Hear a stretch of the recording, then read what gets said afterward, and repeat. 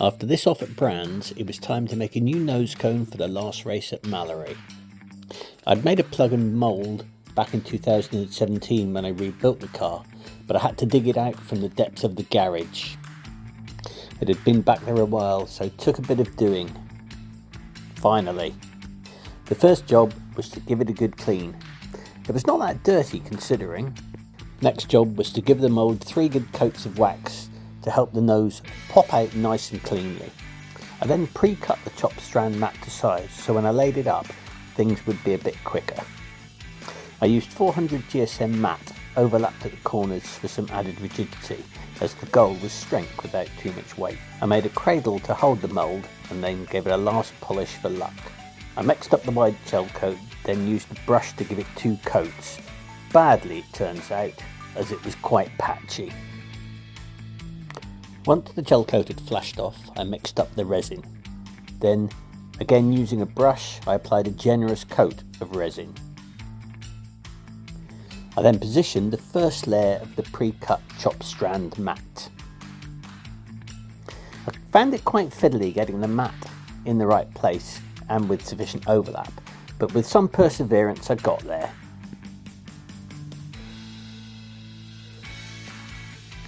Once I'd got the first layer in place, I spent some time with the brush and roller to ensure the mat was fully impregnated with resin.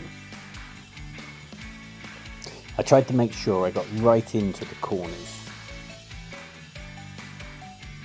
I then repeated the process with the second layer of mat and again gave it a good going over with the brush and roller.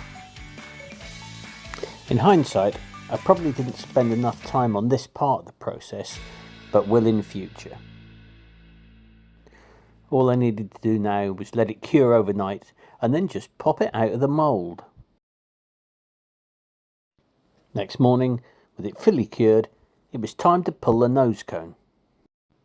I'd had trouble getting the nose cone free of the mould back in 2017, so I drilled some holes in the mould so I could blow compressed air in to help it release. Unfortunately, it was less than successful, so I had to resort to getting the grinder out. Once outside, it was a case of carefully cutting the bottom of the mould away to release the nose. It was a slow process as I went carefully to try and avoid damaging the mould or the new nose too much.